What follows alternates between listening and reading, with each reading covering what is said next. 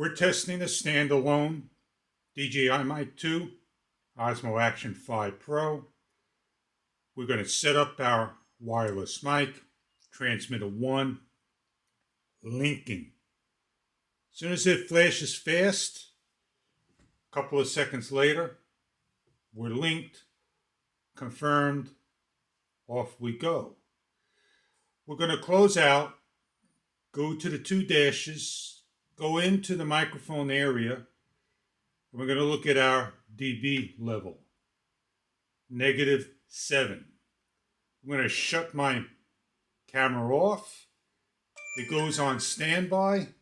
I'm going to shut my mic off. It shuts off.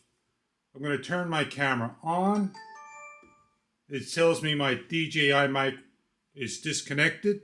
I'm going to turn it back on. I'm going to allow it to connect. A couple of seconds later, we're connected. And we're going to see where we're at in our DJI Mic 2. -7 dB. So we are saved. This will save. Well, the only way I could shut this off entirely, shut the mic down, disconnect it. I'm going to simply grab a cable. I'm going to remove my battery. I'm going to plug in. My camera should come on within about 5 seconds or so if I'm plugged into the cable.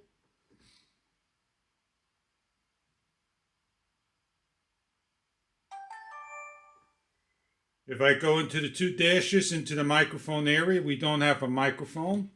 So let's shut it all off, get rid of it. Let's put the camera battery back in, turn the camera back on.